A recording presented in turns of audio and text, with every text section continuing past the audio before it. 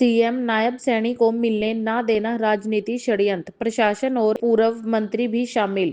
अंबाला शहर में कल सीएम नायब सैनी ने शहर की अनाज मंडी में हरियाली तीज पर कोतली देने बहनों को आए थे और इससे पहले ही प्रशासन को जता दिया था कि वो सीएम को मिलना चाहते हैं। किसानों को भी यह मालूम था कि उन्हें मिलने नहीं दिया जाएगा, क्योंकि उनका निर्णय था कि सब कुछ शांति पूर्वक किया जाएगा, इसलिए कोई घेराव नहीं किया गया और शहर के अलावा वो अन्य कई जगहों पर भी गए थे। हम चाहते तो रास्ते में रोक सकते थे, लेकिन ऐसा हमने नहीं किया। हमने यहाँ पर कई बार विज्ञापन सौंपे थे, पता नहीं वो सीएम के पास गए कि नहीं, इसलिए हम सीधा संवाद करना चाहते थे और वो प्रशासन और पूर्व मंत्री ने होने नहीं दिया और हमारी जो समस्या थी, पराली वाली और अन्य मुद्दे थे, उन पर ज्ञापन सौंपा जाना था, जो इन्होंने होने नहीं दिया।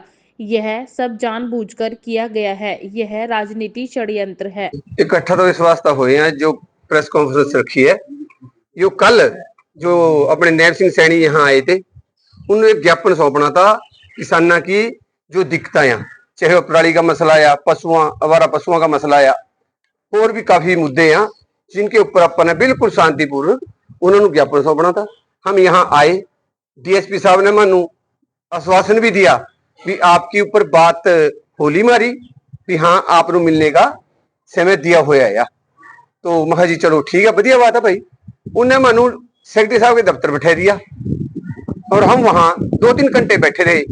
उसके बाद हम वही कैमरा चल रहा था, उस कैमरे में हम सारा कुछ देख रहे थे। वहां थे किसी ने हमारे पास 2 अधिकारी भी 3 बैठा दिए वहां भी नहीं यहाँ से बाहर ना निकल सका।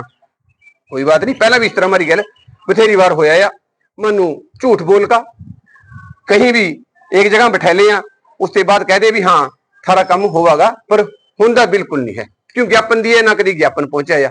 हम सीएम साहब से कहना चाहे भी कल जो होया या क्या आपके कहने पर होया या असीम गोयल के कहने पर होया या प्रशासन के कहने पर होया या, इस बात पर भी जरूर जरा चानना पाऊंगा और दिमाग में कर दियो हमारे बिगड़ता कुछ नहीं।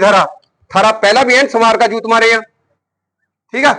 भूल गया ना सीएम नैनगढ़ भाई, नैनगढ़ आओ करी थी तेरी गया ना, अब तक याद होगी तेरे। दोबारा भी इस तरह का हौसला है हमारे अंदर, हम कर सका यो काम। पर जथेबंदी कहा, जथेबंदी के कहना चलना है, कल भी जथेबंदी के कहने थे चले, उनने यो कहा था भी थाने शांतिपूर्वक ज्ञापन देना है। वहां जय का बिल्कुल भी पता भी ना लग जा भी आप यहां से किस स्वभाव गए लाए। और फिर उसके बाद एक बार खा गया था खून वाला सीएम साहब ने एक बार यो तो पूछ ले जाएगा नथनौर साहब भी वो ज्ञापन आपके कहने ते नहीं मनु देन दिया या प्रशासन का कोई इसके अंदर हाथ था।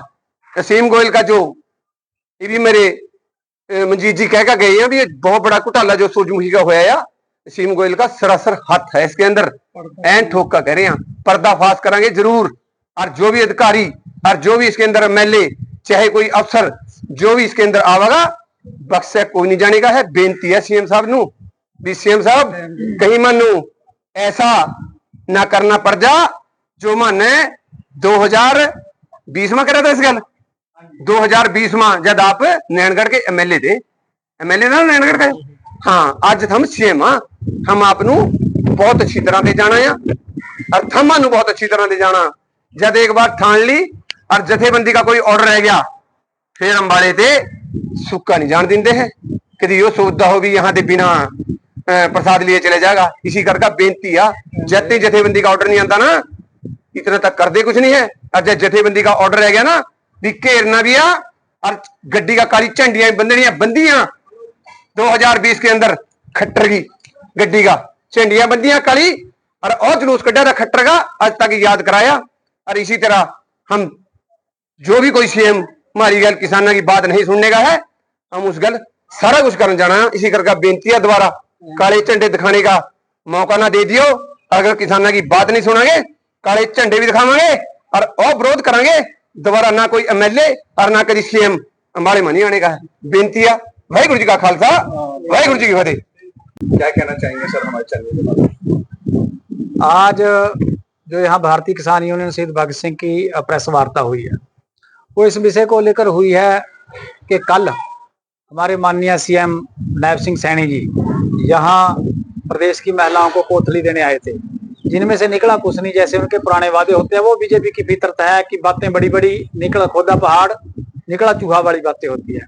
पर जो आज का हमारा विषय है, हमने कल किसानों की मुश्किलों को लेकर, जो उन्होंने पीछे एक तो पराली प्रोटेक्शन फोर्स को लेकर नया कानून पारित किया है, जिसके अंदर वो कई विभागों से कर्मचारी लेकर किसानों के खेतों में भेजेंगे कि अगर कोई किसान पराली जलाता हुआ पाया गया तो उसके ऊपर पर्चा दर्ज करेंगे और उसकी जमीन के ऊपर रेड एंट्री करेंगे। तो उस विषय को लेकर, आवारा पशुओं के विषय को लेकर, मंडियों में पिछले समय में हो रही लूट को लेकर, धान के खराबे को लेकर, क्षेत्र में जल भराव को लेकर, गन्ने की बकाया पेमेंट को लेकर, इन विषय को लेकर सीएम साहब को हमने ज्ञापन सौंपना था और विस्तृत जानकारी हमारे पास है जो हमने सीएम साहब को देनी थी। जथेबंदी को ऐसा लगता है कि जो हम ज्ञापन यहाँ देते हैं, पता नहीं वो वहां तक पहुंचते हैं या नहीं पहुंचते, कि आज हमारे पास साक्षात इस स्टेट का मालिक कहते हैं जिसको, वो आया है, उनके पास हम अपनी दिक्कत लेकर जाए। पर प्रशासन का फेलियर कहें या हमारे जो पूर्व विधायक असीम गोयल जी हैं उनकी मिलीभगत कहें, या प्रशासन के ऊपर उनका दबाव कहें, या प्रशासन ने इस जो पीछे करप्शन हुई है सूरजमुखी की, उसके अंदर से इतना माल खा लिया बड़े प्रशासनिक अधिकारियों ने, उनको दबाने के लिए कहें। अब ये कई क्वेश्चन मार्क इस पूरे सिस्टम के ऊपर खड़े हो गए कि हमारे को सीएम साहब को ज्ञापन तक नहीं सौंपने दिया गया, कि ताकि ये भ्रष्टाचार लोगों के सामने और सरकार के सामने ना आ जाए।